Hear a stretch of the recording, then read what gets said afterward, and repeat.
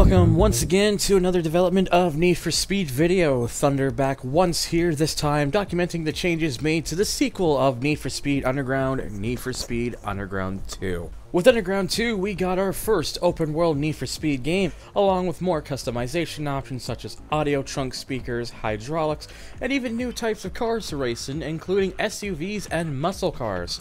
As we had done in the Underground 1 video, in this video we'll document all removed or changed elements within the game before its release. Again, not to scatter info around, all the info will be separated into their own categories. First, as always, we'll start with the development cycle of the game. Afterwards, we'll head over to removed features, then we'll be discussing any stuff involving early cars, car-related features, and even early preset cars. After that, we'll take a look at the environment, where we'll discuss the differences in the open world along with the visuals. Then over to the differences in the menus and general user interface. Then finally, of course, the miscellaneous category, where we'll go over any info that we couldn't put into one of the categories listed above. Before we begin, a huge thanks to Koenigsegg for helping out with the PlayStation 2 archive. Koenig went through the hassle of extracting every PS2 file and giving them correct names and putting them into the correct folders. This has made access to the PS2 files a lot easier. A link to this will be in the description if you want to look through the files yourself. Another thanks to 379 Philippe for sharing lots of useful info and finding many preset cars in the game, along with removing the barriers in the PS2 demo, allowing free roam amongst the entire city, which has some very interesting differences. Speedy Heart for sharing info, debug camera, and other stuff. And finally to Xanvier, Xan1242, for PlayStation 2 demo hacks and the debug camera. Anyways, I hope you enjoy this video.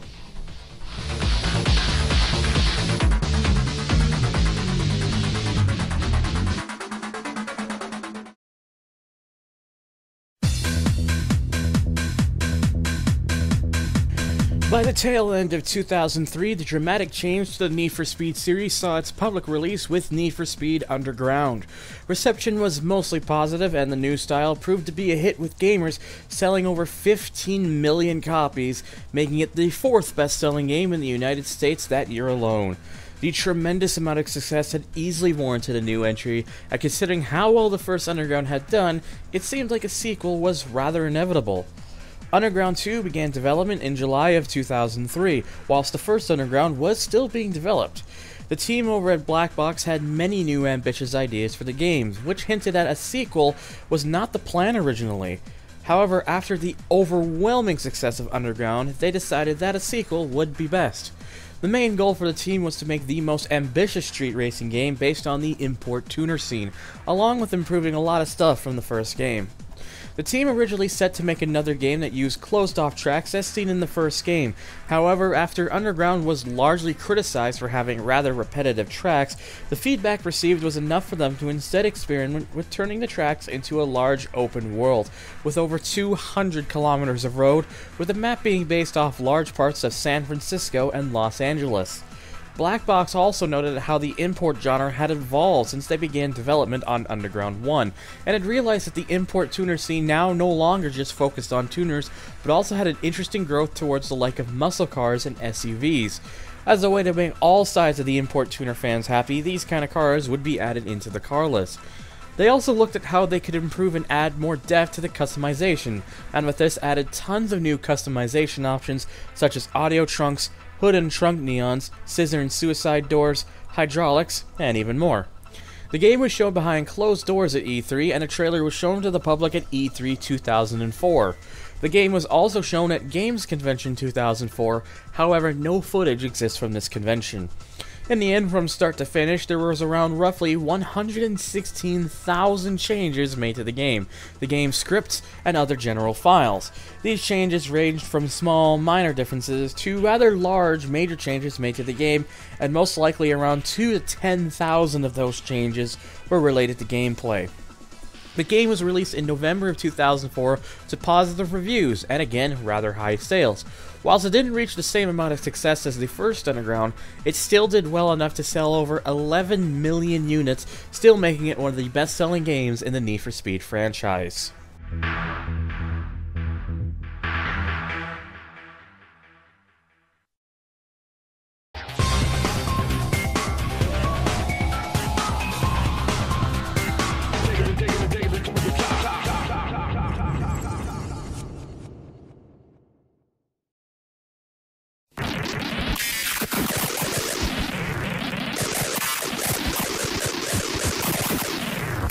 We begin with removed features, starting off with the game modes. The tournament game mode was removed once again, however unlike an Underground one, where it does appear in the story, only not in Quick Race, which was possible in the beta, Underground 2 has no tournaments during the story whatsoever. Icons and Quick Race entries still exist. Drag and Drift tournaments were also removed. Icons and Quick Race entries still exist as well. A mode called Street Cross was also taken out before the final game. It's not entirely sure on what the mode was supposed to be, although some people say that it could just be an early version of Street X, which would make sense. However, in the demo, Street X is simply referred to as Short Track, while Street Cross is present as two separate modes in the demo, indicating that Street Cross and Street X are different. A mode simply titled Burnout was removed as well. No other leftovers other than the icons, which is just the debug or placeholder icon. So this may have been an early cut. Some Quick Race entry labels also seem to exist. There was a tournament version of the mode as well. This most likely was the Remove Smoke Show game mode from the first Underground, where apparently you had to build up as much smoke as possible for maximum points. It's interesting how they wanted to include this more than once, but ended up cutting it out both times. Knockout from Hot Pursuit 2 and Underground was also removed, but definitely had work done to it, as a lot of leftovers exist. Two variations of the mode were made. The first is called Race Knockout, and the other is Lap Knockout. Race Knockout likely would have been similar to a tournament, with the last place driver being eliminated from moving on to the next race, whilst Lap Knockout would simply eliminate the driver in last place at the end of the lap. Working icons also exist. The removed mode from the first Underground, Car Show, was also removed from Underground 2. It looks like the scissor doors and audio trunks were going to be useful, judging by the icon you likely would have been showing your car off, hence the name. Quick Race entries still exist. You originally could drift with other AI opponents. According to this concept art, it seems you originally had the ability to change the physics modes to drift or normal physics. It could just be debug, but why would that be included in concept art? However, surprisingly, it's still mentioned in the files. And, once again, police. Whilst it's unlikely it would have actually been implemented, Underground 2 has again many references to police. Seeing as Underground 2 had an open world, Black Box might have experimented with police at one point during development. A likely reason was the police eventually got excluded was the potential headaches they would have gotten themselves into with some car manufacturers that didn't want to see their cars in high-speed police chases. I can't quite put my finger, though, on whom would have complained. Well. Lastly, it's possible that they could just be leftovers from Hot Pursuit 2, but it would just seem lazy to keep leftovers from a then 2-year-old game if it was never going to be used. In Outrun mode, you would have been able to race up to 3 racers instead of just 1. According to some leftovers, there was a mode called Getaway that was removed, which could just be nothing more but an early name or a placeholder name of Outrun. Quick Race entries mention a mode called GT. It's unknown what this was, but possibly had something to do with the Underground Racing League tracks. It's probably not Underground League though, as it already existed in demo builds and is mentioned in the same file, meaning they aren't the same mode.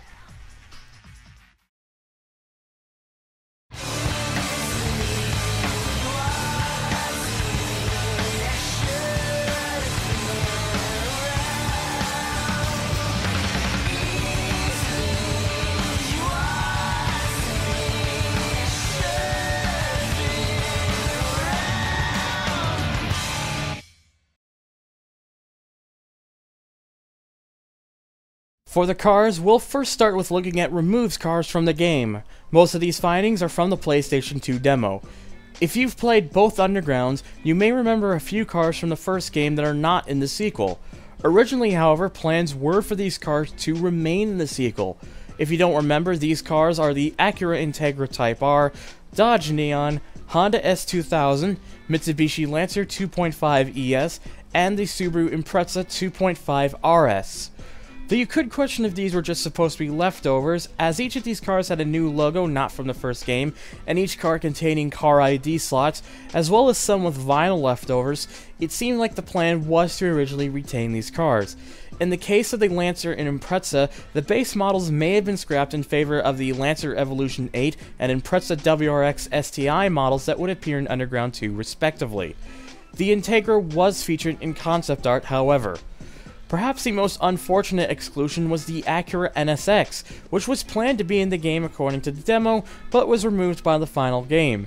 The logo for it can be found in the demo, and it does have a car ID slot, meaning it most likely was modeled and in the game at one point in development. In the PC version of Underground 2, audio leftovers of seemingly cut cars also exist. These include the Porsche Cayenne, Ferrari 360, Ford Bronco, Honda Prelude, Mazda Protege, Volkswagen Cabriolet, Volkswagen Jetta, Volkswagen Scirocco, some sort of NASCAR-type car, and finally a saline-tuned Ford Mustang. As the audio files still remain, it's actually possible to listen to the sounds of these cars, which I'll show off now.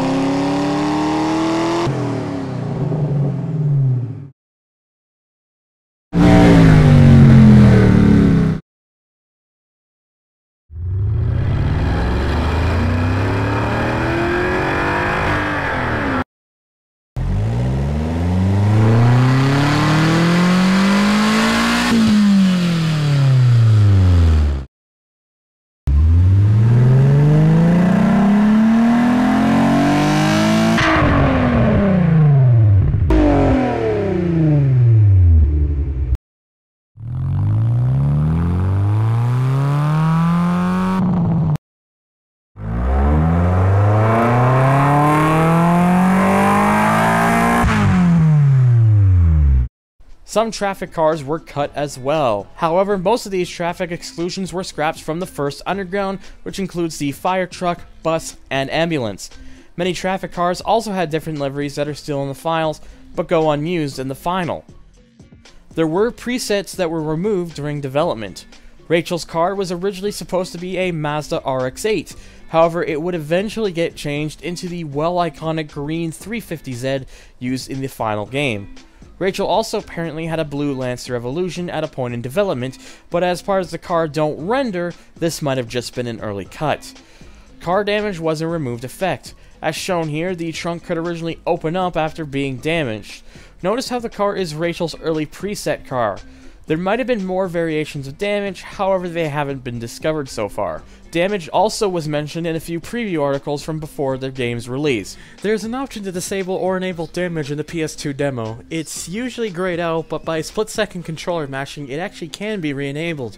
The damage is very mild, however, and the only possible damage is a broken front window, it seems. Hood decals were removed rather late in development as well, since icons still exist and was seen in the demo plus some pre-release cutscenes.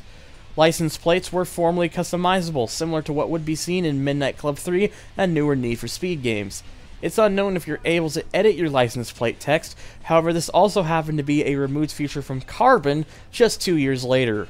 Originally there were supposed to be more performance packages with around 6 rather than the usual 4. The ability to paint bumpers, side skirts, and hoods were removed from the final game. A disappointing exclusion was the ability to scale and move vinyls. This wouldn't be seen until Carbon. Engine swapping sadly was not present in the final game, but it is featured in the demo. Funnily enough, in the final game, some players have recalled getting a message from Brooke about engine swapping, only to get disappointed at the fact that engine swapping is non-existent. This likely had been removed very late into development, with the message probably just being a developer oversight. Some neon options were removed, such as cabin neons, plus removed underglow options. A possible RGB slider was also removed, which would have allowed for greater customization. Some rims were removed from the game. Fenders were removed from the game. Had they remained, there would have been a choice of about 11 fenders. The ability to paint your engine was also removed. Metallic paint was taken out from the game, but is still in the demo.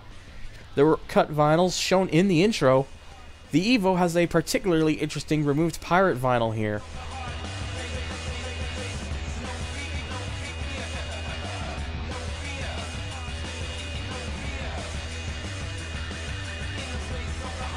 Also a vinyl of a spider web with a skull on it. Another interesting vinyl that isn't in the final game. There are rally decals on the WRX here, which though work well for the car in question, isn't available in the final version. Notice these stripes here on the Supra.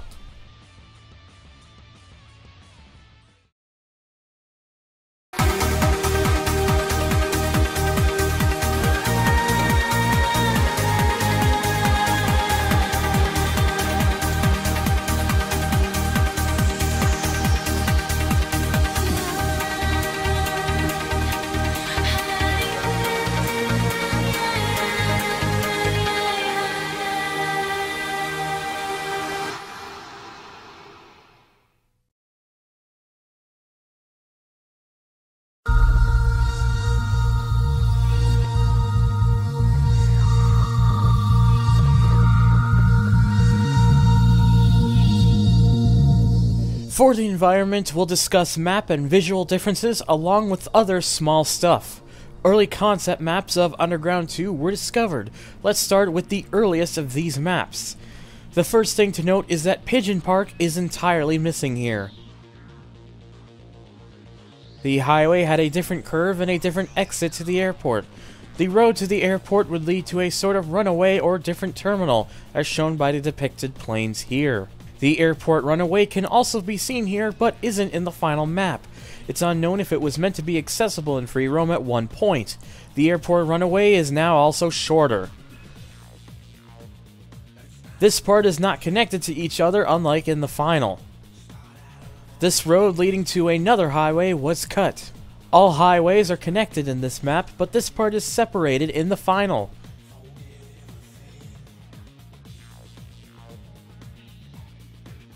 There are other changes not as worth mentioning, but you can still check them out here.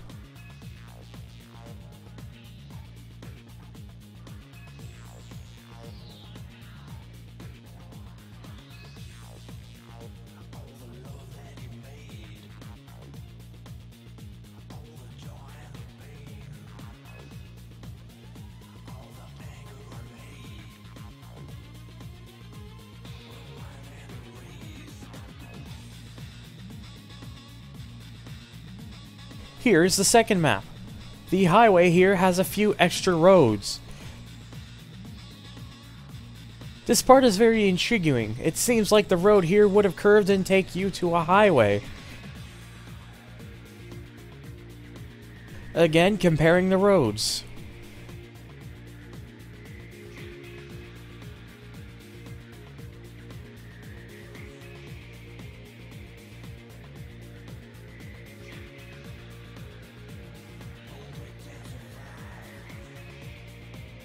And the third map, which is mostly just the same as the second, but with some missing and or different shaped roads. One thing to mention though is that this road is blocked off, and it's not connected to anything. It's strange, as this road had been connected to the other road in the previous maps, as well as in the final game. The PlayStation 2 demo has barriers, which only allows you to drive around in Beacon Hill. The barriers can be unlocked by removing the barrier references in the executable, which grants access to the full map. Unlike in Underground 1, the textures do load, but there are a few problems. The world tends to pop in and out at some points of the highway, and the entire map disappears in some of the areas in the city. Other than that, the city can easily be viewed. At the time of this video being published, unfortunately, we have no debug camera for the PlayStation 2 demo, as the second controller is disabled. First, the highway system is far bigger, yet a lot more confusing in the demo. There's extra roads, a lot of roads that take you to other highways, many final roads take a different path than the final, and it's very confusing. Personally, I'm glad it was changed. As you can see, the entire tunnel here is missing in the demo. The barriers alongside the freeway are absent in the demo, causing it to look vastly different in comparison. These two buildings along with the small park was later removed. This particular building appears often in the demo. The light effect is also not seen anywhere in the final game. The highway entrance and market was taken out.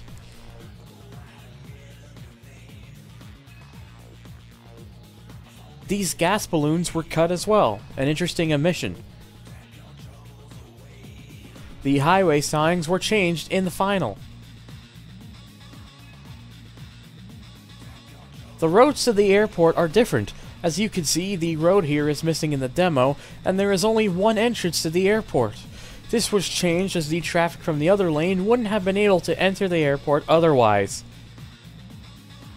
The early airport, which generally is just unfinished.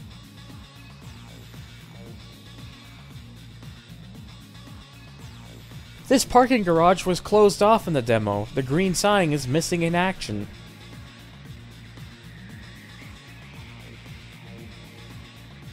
The lounge sign along with the 3 lights were removed from the final.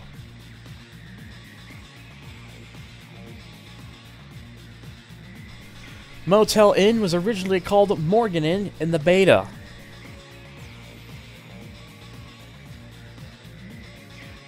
The beta car lot. In this build, it had yet to turn into the car lot that we'd eventually get by the game's release.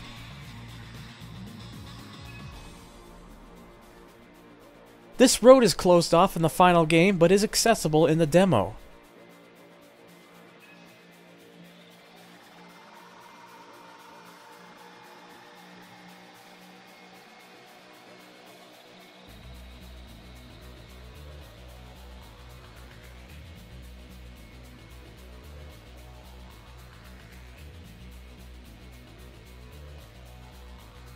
The Megalo shop here was merely a parking lot.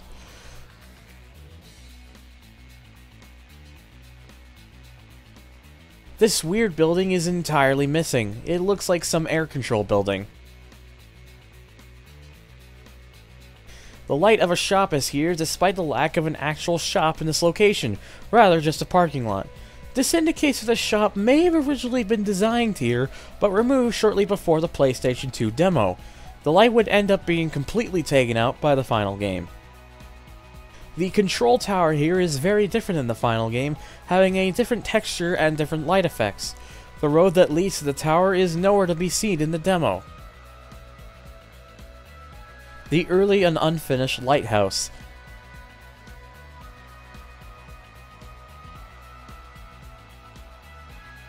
This entire statue-like structure is removed from the final game.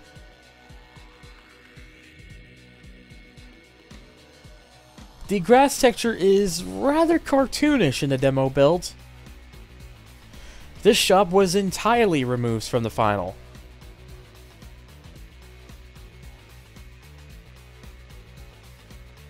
The URL and drift track roads have different barriers as seen here.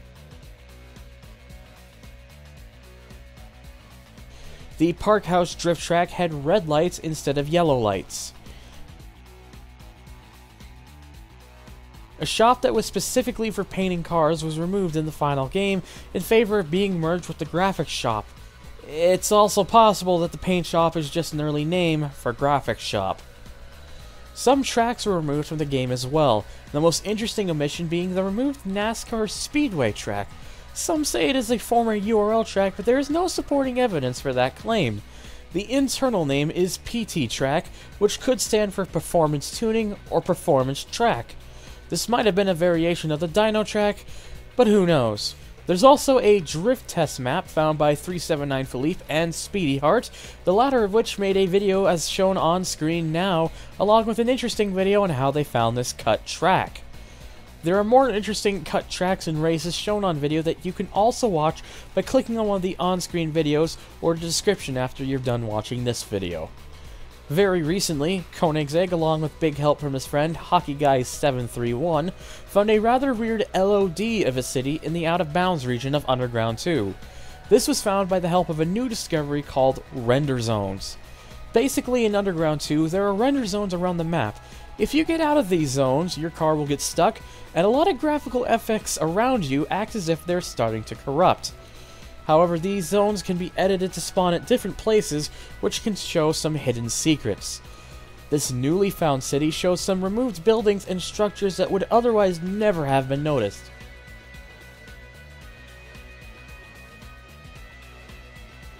It can be loaded into the PS2 demo by using modified chunks from the PC version. It's unknown on what this was, and since it's out of the sky sphere, couldn't be scenery. I highly recommend watching Hockey Guy 731's video on this discovery, which you can view by clicking the annotation on this video or in the description to watch after the conclusion of this video. There's something related to this that some of you might already know about. In Underground 2, there is a copy of Bayview which is named the Ghost City. It has its own track assets and can be spawned into. The copy of this city is missing a lot of its elements, including these shortcuts not being in construction.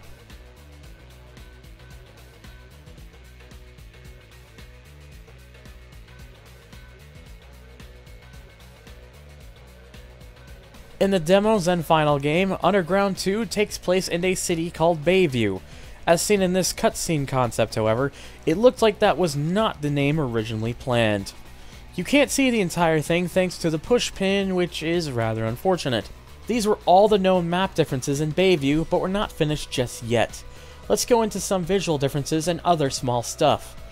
There was a rather nice neon fog effect removed from the game, as seen in early screenshots. Every area had its own color-tinted fog. Beacon Hill had a greenish-blue color.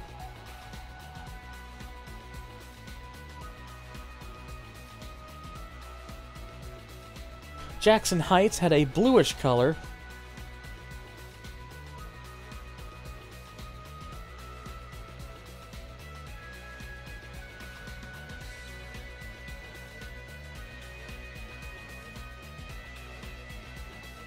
City Core had an orange color.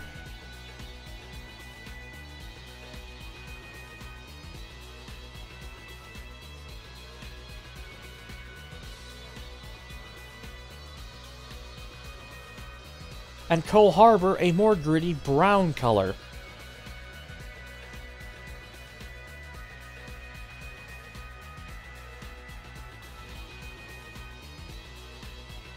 The barriers were slightly different and had a different speed and animation. Notice how there are some concrete barriers as well, similar to Underground 1. The final game just has the barrier effect and not the concrete element. There was a removed smoke effect that would show at event locations. This effect can still be seen in the PS2 demo.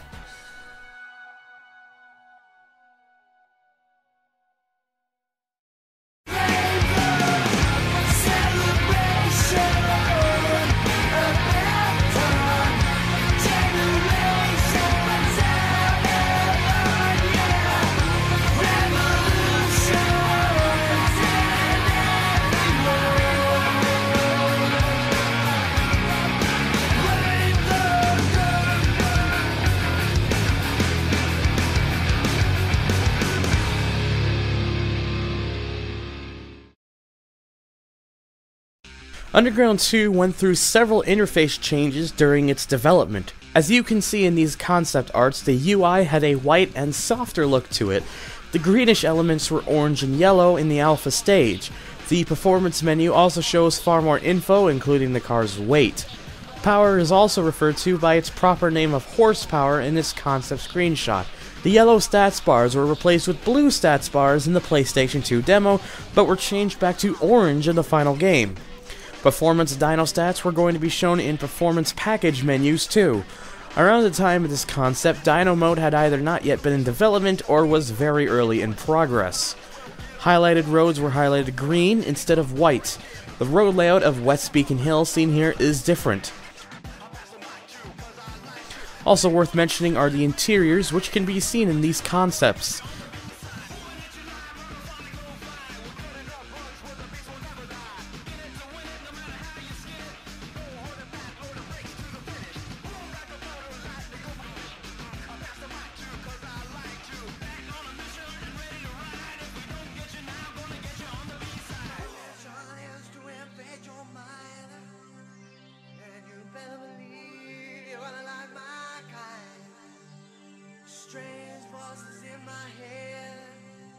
Notice how the text on the bar says Audio Shop. This could mean that the shop was specifically made for audio upgrades that could have possibly just been removed from the final game and instead merged in with the body shop, similar to the paint shop being merged into the graphics shop discussed earlier in the video.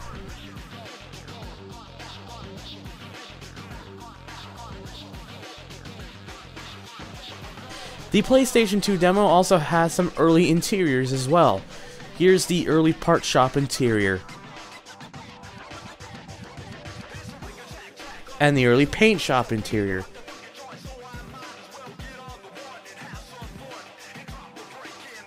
And here's the early car lot interior.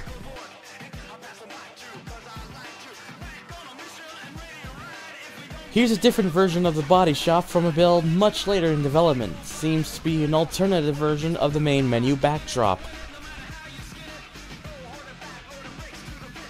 The early main menu interior from the looks of things.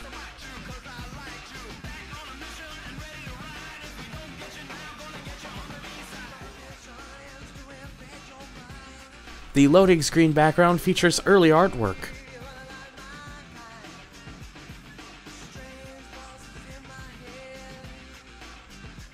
Here's some changed minimap icons.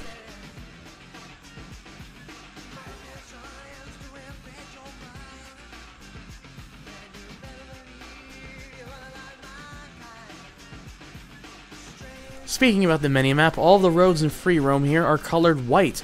In the final game, only the highways were colored white.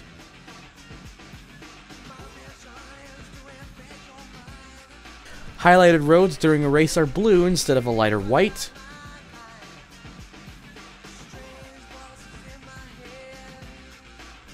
For some reason or another, the dyno track is simply referred to as Test Track in the PS2 demo, and has references to said name in the final PC version. It's possible it was going to be referred to as Test Track in the final game, as you're given the option to test your car in the dyno mode on a test track. It could also just be some developer test stuff, but that seems to be a bit of a stretch personally. Some car manufacturer logos were also a bit different.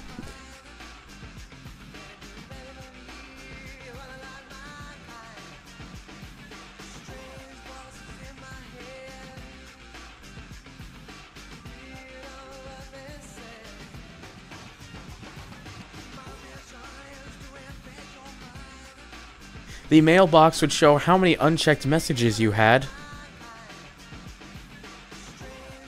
The color of the GPS was bronze in the beta instead of blue.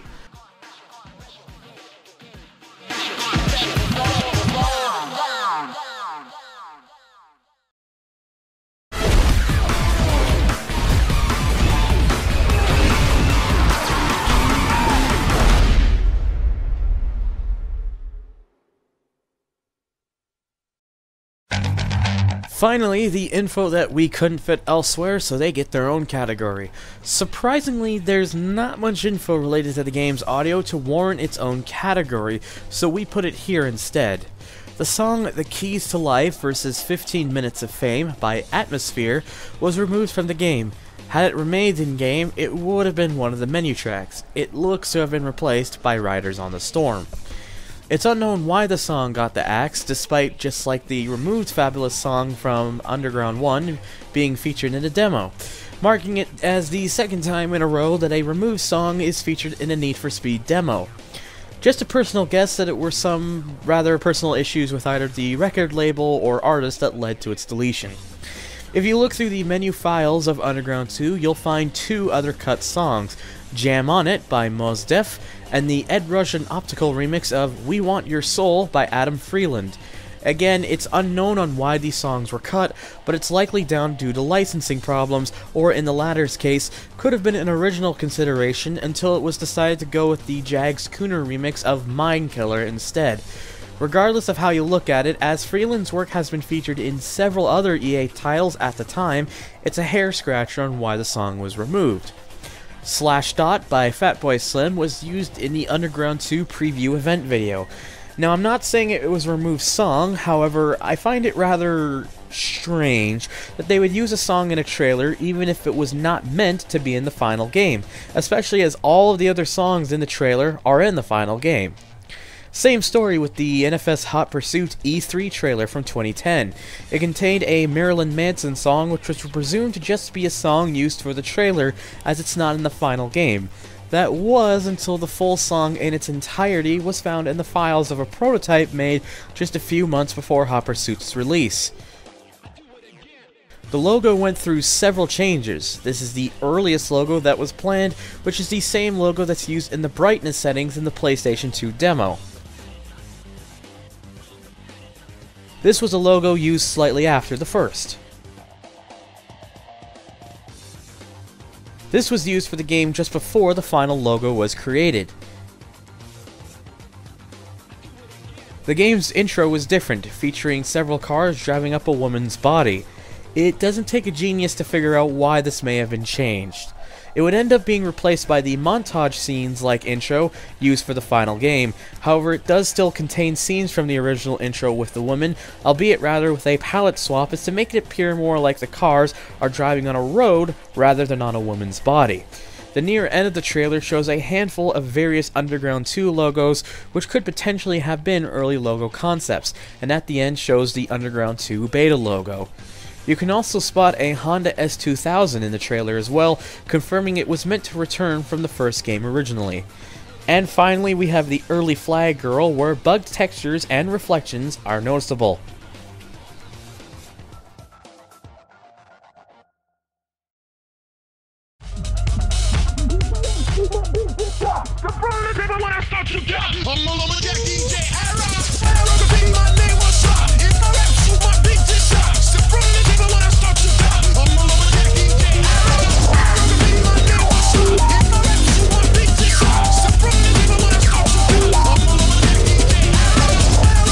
And so, we've come to the conclusion of the known removed content for Underground 2.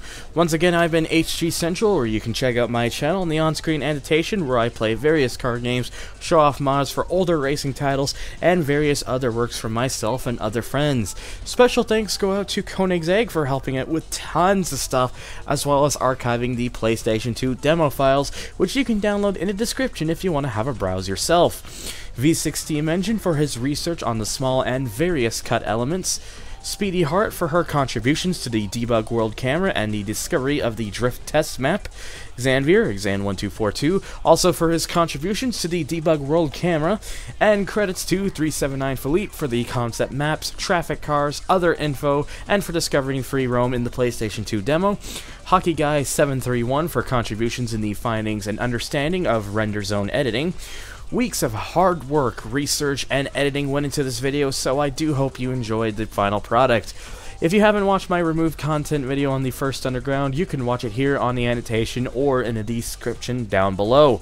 A personal recommendation from the narrator. My next video is planned for the conclusion of the removed content here with Most Wanted. Due to the extensive amount of information available and the amount of content found, it's looking to be the longest video to date. If that video happens, which it most likely will, it will take a lot of time and research. If enough interest shows, I'm also considering on a removed content video for Undercover, however that would be in due time. After Most Wanted, I will likely resume to my usual format of videos. However, I will take a further look into the Hot Pursuit 2010 prototype once my PlayStation 3 has been successfully jailbroken, along with a video on a Most Wanted 2012 prototype that I was lucky enough to acquire and go through a beta analysis on it. Believe it or not, Most Wanted 2012 is a very interesting title with tons of secrets and cut content. I'm currently also planning on acquiring a PlayStation 3 build of Rivals, which from the looks of things could potentially be a full debug kit, as this copy came from a developer kit. If I can find anything interesting in the build, expect a video on the game. I also have put more time on the Most Wanted beta mod some more, which, though not full time, I've had made some progress, and with the recent version of VLT Edit being made available, further work should be done in the near future. Lastly, I'm also planning on streaming these builds over on my Twitch account. Because of some requests, I'm planning to upload these stream archives over onto a third channel. I never originally had plans to make this channel known, but as I feel it would be better suited to be at its own place and not getting lost in the shuffle with my Super Type 1 channel, where I showcase the likes of cancelled games and game development, I decided they would be better to go to a channel that had not previously seen any use. Anyways, thanks so much for making it to the end, and if you found any of this interesting, please leave some support and be sure to watch my other videos. Thank you, and I'll see you next time.